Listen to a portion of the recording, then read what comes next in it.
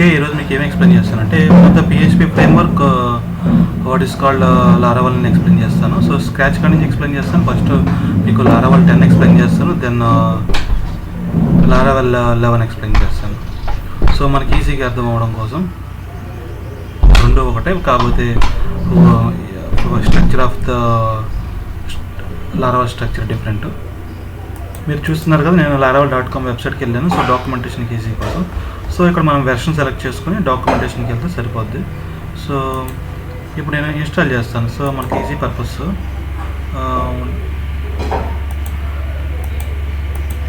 రెండు అక్కడ టెర్మినల్కి వెళ్ళిపోయి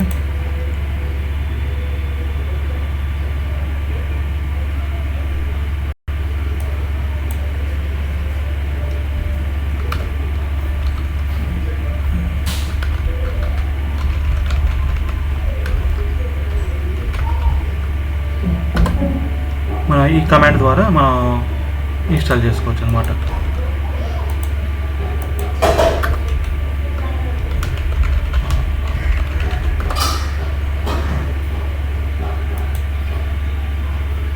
ఫస్ట్ మనకి కంపోజర్ ఉందో లేదో తెలుసుకోవాలి.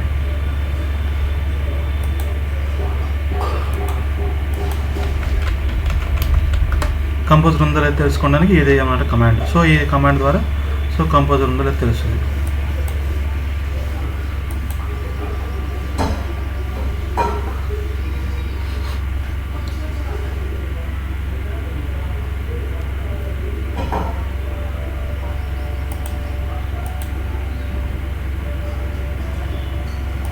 ఓకే, లారావల్ 10 ఇన్స్టాల్ అయింది. సో అండ్ ఎల్ఎస్ ఈ కమాండ్ ద్వారా విజువల్ స్టూడియోలో ఓపెన్ చేయడానికి ఉపయోగపడుతుంది.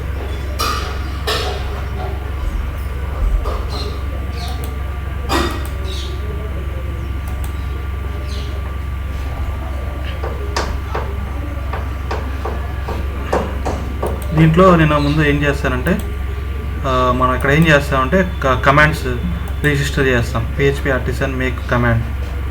ఓకే, ఇక్కడ kernel.php మన కన్సోల్. ఓకే, ఒక కమాండ్ రిజిస్టర్ చేద్దాం. ముందు రాద్దాం పిహెచ్పి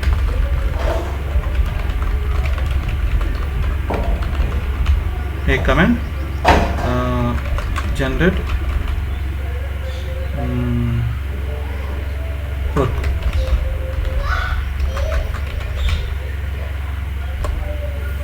ఇది ఎక్కడ రిజిస్టర్ అయింది? App console command generate task, console generate task. So మనం ఇక్కడ ఏదైతే రాస్తామో అది మనం ఇక్కడ రిజిస్టర్ చేసుకోవచ్చు kernel.phpలో. ఓకే, లైక్ దిస్ అనమాట. అండ్ తర్వాత వచ్చేసి ఎక్సెప్షన్స్ అంటే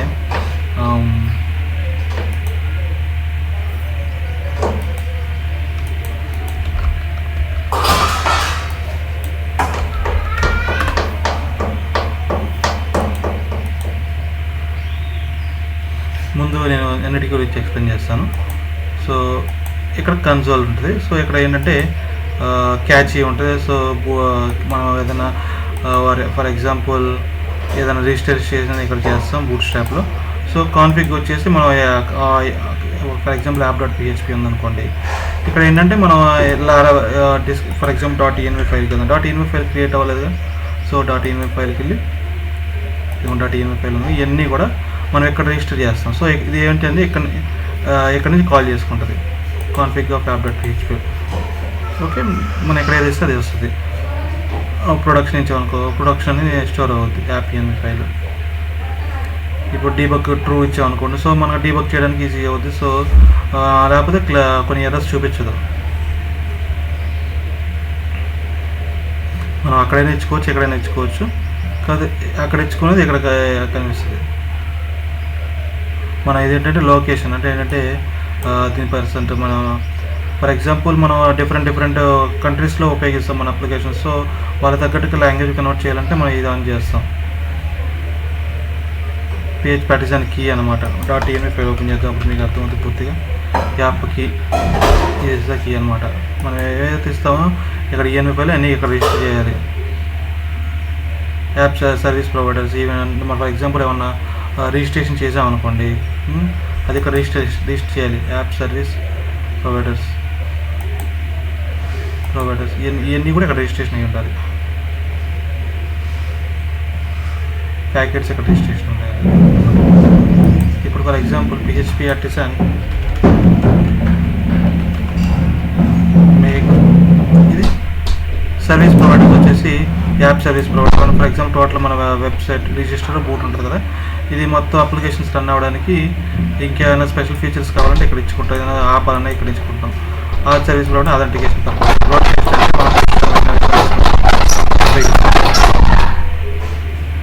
ఈవెంట్ సర్వీస్ ప్రొవైడర్స్ అంటే ఫర్ ఎగ్జాంపుల్ మనం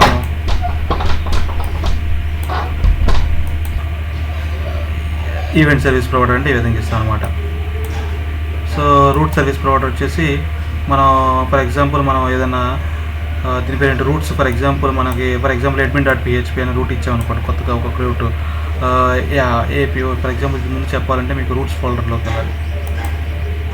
రూట్స్ ఫోల్డర్లో API.php ఇవన్నీ నార్మల్ డిఫాల్ట్గా ఉంటాయి. సో కొత్తగా ఏదైనా రిజిస్ట్రేషన్ రూట్ చేయాలంటే ఫర్ ఎగ్జాంపుల్ admin.php అని ఇచ్చామనుకోండి, సో అది రిజిస్ట్రేషన్ చేయాలంటే ఇక్కడికి వస్తాం. సో ఇక్కడ రిజిస్ట్రేషన్ చేస్తాం. సో ఈ మిడిల్ వేర్ వేస్తాం, అదనమాట రీజన్. ఇక్కడ కంట్రోలర్స్ ఉంటాయి, ఒకవేళ మిడిల్ వేర్స్ ఇక్కడ ఉంటాయి. దాని తర్వాత kernel.php రిజిస్టర్ చేస్తాం మిడిల్ వేర్ని. ఇదేమో బేసిక్ మిడిల్ వేర్ అనమాట. సో అన్నిటికీ ఉపయోగపడుతుంది. ఇది గ్రూప్ మిడిల్ వేర్. సో ఏ గ్రూప్ కావాలంటే ఆ గ్రూప్, వెబ్గా యాపీగా అనమాట. ఇదేమో రూటెడ్ మిడిల్ వేర్స్. ఇది రూటెడ్ మిడిల్ వేరు, సారీ ఇది రూటెడ్ మిడిల్ వేర్, ఇది బేసిక్ మిడిల్ వేర్, ఇది గ్లోబల్ మిడిల్ వేర్ అనమాట. సో ముందు ఇక్కడ రిజిస్ట్రేషన్ చేస్తాం. ఫర్ ఎగ్జాంపుల్ మీకు web.phpలో దీంట్లో CSRF టోకెన్ వెరిఫై ఉంటుంది. సో ఇదేంటిదంటే ఫర్ ఎగ్జాంపుల్ మనకి web.phpతో ఉపయోగించి మన స్టాండర్డ్ ఆన్ అప్లికేషన్స్ డెవలప్ చేస్తాం. సో ఏంటంటే ఇప్పుడు మనం దీంట్లో చూస్తుంటారుగా మీరు రూట్ సర్వీస్ ప్రొవైడర్లో. సో ఇక్కడ ఏంటంటే ఫర్ ఎగ్జాంపుల్ ఏదైనా రూట్స్ని మనం ఎక్స్క్లూడ్ చేయాలి CSRF టోకెన్ కంటే ఇక్కడ ఇస్తాం అనమాట. సో ఇది సమ్ అథెంటికేట్కి వచ్చేసి ఇది అథెంటికేట్ అనమాట. సో ఫర్ ఎగ్జాంపుల్ మనకి లాగిన్ అయిన వెంటనే ఎక్కడికి వెళ్ళాలి అంటే రూట్ లాగిన్కి వెళ్ళాలి. సో అది ఇక్కడ ఇస్తాం అనమాట.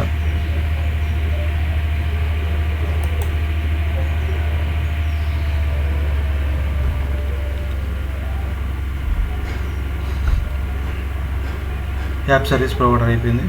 కాన్ఫిగ్లో ఏంటంటే మనకి కాన్ఫిగరేషన్ చేస్తాం మన వెబ్సైట్కి సంబంధించి.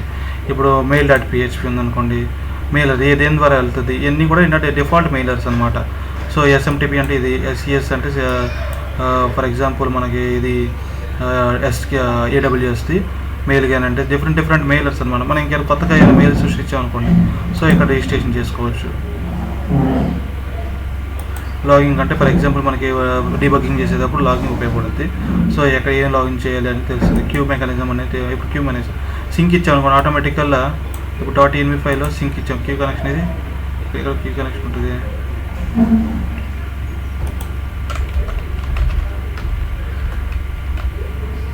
సింక్ ఇచ్చామనుకోండి, సింక్రనస్గా పనిచేస్తుంది.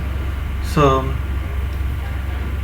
డేటాబేస్ ఇచ్చామనుకోండి, డేటాబేస్తో లింక్ అప్ అయ్యి for example jobs table history అక్కడ జనరేట్ అవుతుంది. SQS అంటే SQS మెకానిజం అనమాట.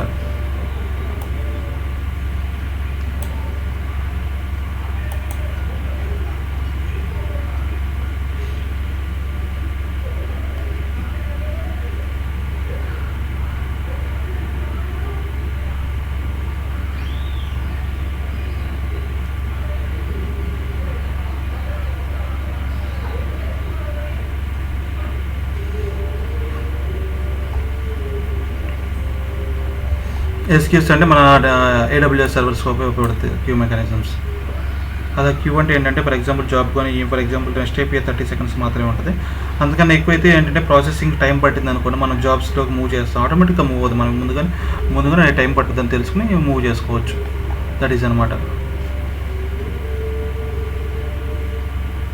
శాంక్టమ్ అనేది మనకి API.php ఉపయోగించినప్పుడు టోకెన్స్ జనరేట్ చేయడానికి ఇది ఉపయోగపడుతుంది అనమాట. Services different services.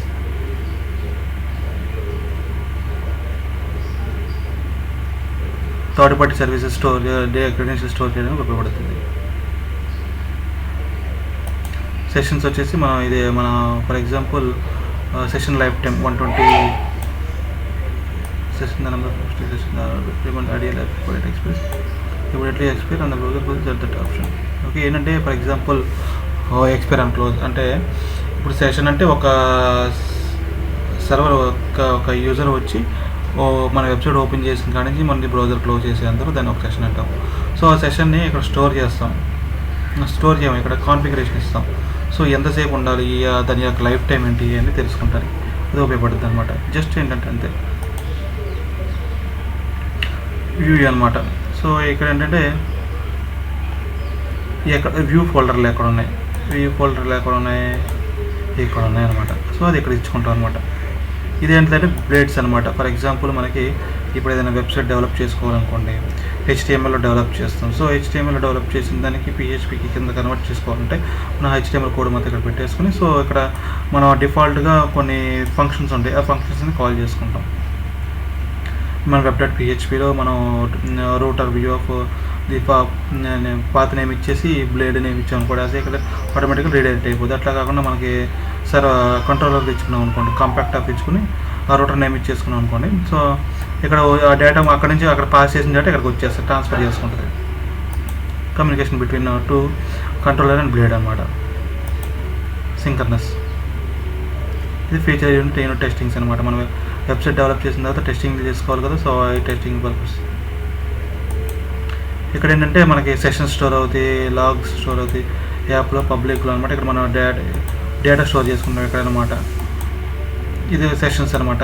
Sessions, testing, views, catchy ఇది అనమాట. Okay, this is the basic thing. Okay, నేను కొన్ని కమాండ్స్ చూపిస్తాను. PHP ఆర్టిసన్ ఏం జరుగుతుందో చూపిస్తాను. PHP మేక్ కంట్రోలర్ పోస్ట్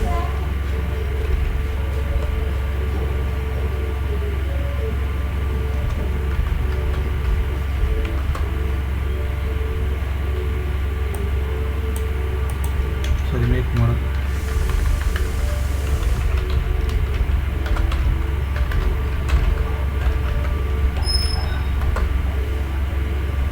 ఏమేమి క్రియేట్ అయినాయి? పోస్ట్ క్రియేట్ అయింది. డేటాబేస్ గురించి చెప్పలేదు కదా మీకు.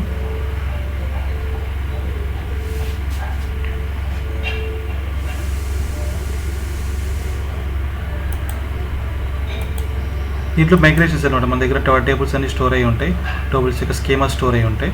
అండ్ దీని తర్వాత ఫ్యాక్టరీస్ అంటే automatic, for example for testing purpose మనం ఏం చేస్తామంటే మనం కొన్ని ఫేక్ డేటాను క్రియేట్ చేస్తాం, ఇది దీంతో ఉపయోగించి చేస్తాం.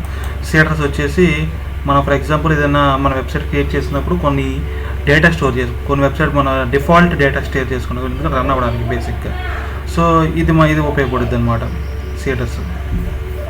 సో ఫర్ ఎగ్జాంపుల్ మనం కాన్ఫిగరేషన్ ఇచ్చుకుంటాం. సో ఈ యూజర్ అయితే ఇది అని, సో అవన్నీ ఇక్కడ స్టోర్ చేసుకుంటాం అనమాట. సో ఇప్పుడు దీని ద్వారా ఏం క్రియేట్ అయింది? ఫ్యాక్టరీ క్రియేట్ అయింది, మైగ్రేషన్స్ క్రియేట్ అయింది, అండ్ పోస్ట్ సీడర్ క్రియేట్ అయింది.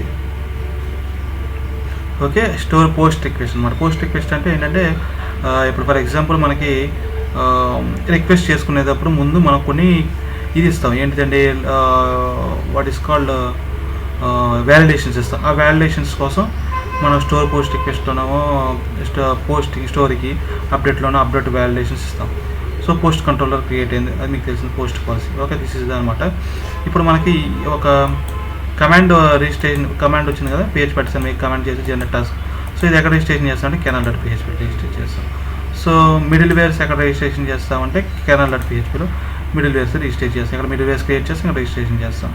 సో ఇప్పుడు ఓకే, సర్వీస్ ప్రొవైడర్స్ ఇవన్నీ ఇక్కడ రాస్తాం కదా. ఈ సర్వీస్ ప్రొవైడర్స్ని ఎట్లా రిజిస్ట్రేషన్ చేస్తామంటే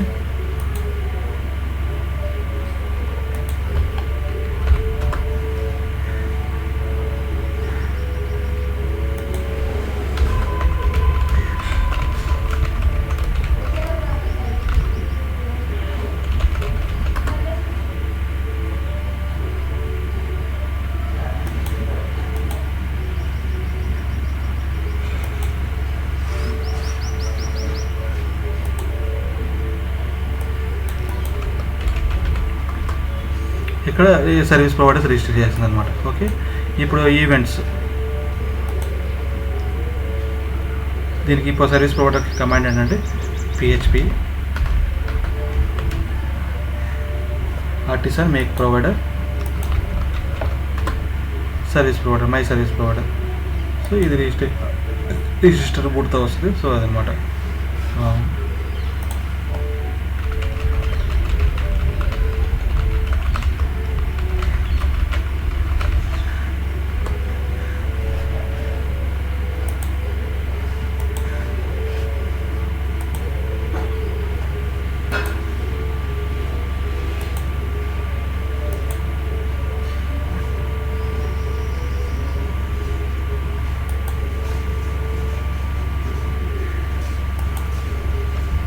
PHP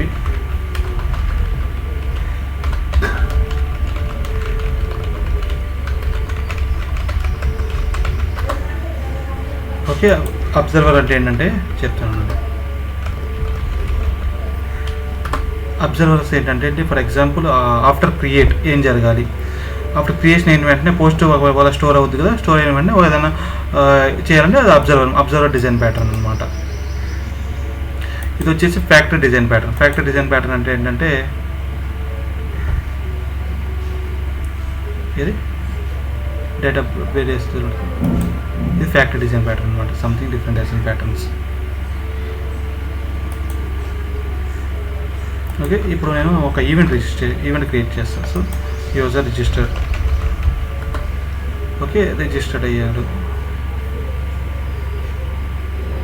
యూజర్ రిజిస్టర్ అయ్యాడు. సో ఈవెంట్స్ని మళ్ళీ ఒక లిజనర్కి ఏదో సమ్ డేటా రాస్తాను. తర్వాత ఒక లిజనర్ క్రియేట్ చేస్తాను. సో వెల్కమ్ ఈమెయిల్ అని ఒక లిజనర్, అది ఎక్కడ క్రియేట్ అయింది, లిజనర్ కొత్త ఫీల్డ్ లిజనర్ క్రియేట్ అయింది. So this is the command అనమాట. సో ఇప్పుడు మనం రాస్తాం కదా, ఇవన్నీ మరి ఎక్కడ ఈవెంట్ సర్వీస్ ప్రొవైడర్లో రిజిస్ట్రేషన్ చేస్తాం. సర్వీస్ ప్రొవైడర్స్ ఎక్కడ ఉన్నాయి, యాప్లో, ప్రొవైడర్స్లో, ఈవెంట్ సర్వీస్ ప్రొవైడర్లో ఉన్నాయి. సో ఇక్కడ మనం ఏం చేస్తాం,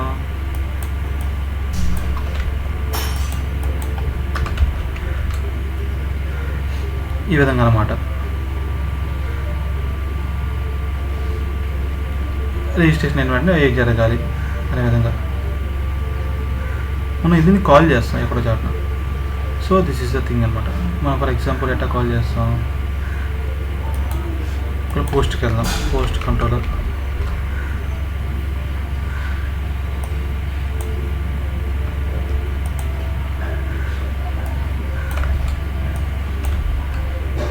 పోస్ట్ రిజిస్టర్ అని ఈ విధంగా కాల్ చేస్తాను అనమాట. సో ఫర్ ఎగ్జాంపుల్ ఇచ్చినంతే. So this is the commands. ఇప్పటివరకు మీరు ఏమైనా నేర్చుకున్నారు, కంపోజర్ క్రియేట్ చేయడం, PHP artisan, make model post -a means database migrations, CRS and model and controller, post request, store request, update request. ఇంకేమేమి store అవుతాయి, policies create అయినవి. And మీరు database చూశారు, మైగ్రేషన్స్ చూశారు, అండ్ సీడర్స్ చూశారు, ఫ్యాక్టరీ చూశారు. Next env file configure వచ్చేసి app.php, auth.php and some more చూసారు. And PHP artisan make provider service provider చేశారు. And registration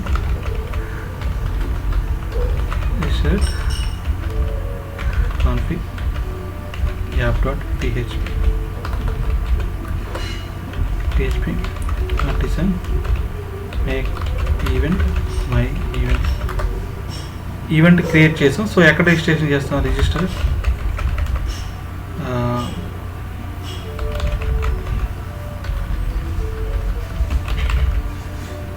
event service provider.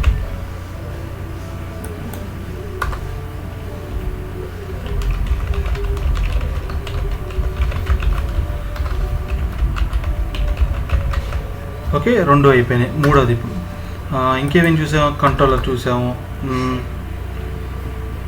Observer PHP artisan make observer చూసాము.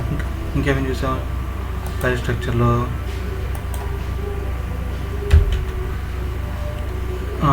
Event చూసాం, listener చూసాం, observer చూసాం, provider చూసాం, model చూసాం, controller చూసాం. Command PHP artisan make command.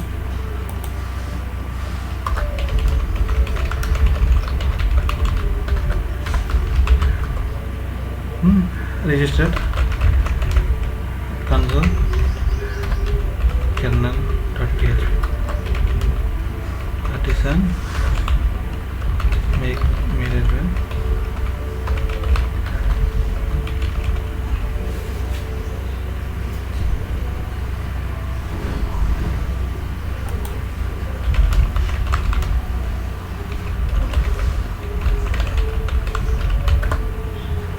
make middleware command name వచ్చేసి some middleware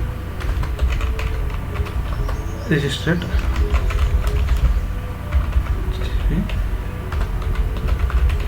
.php మీరేంకి route service provider, app service provider, event service provider.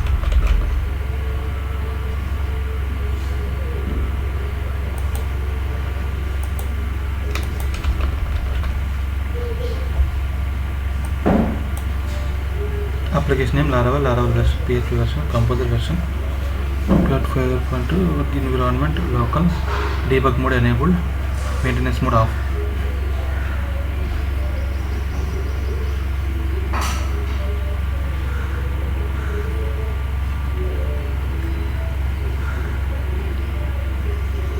Okay, and this thing motor.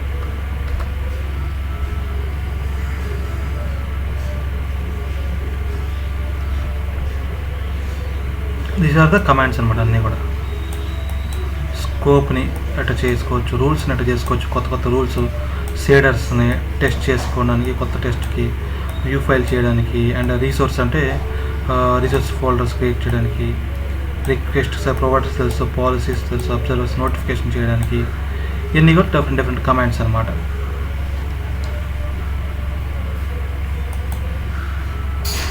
Event service provider.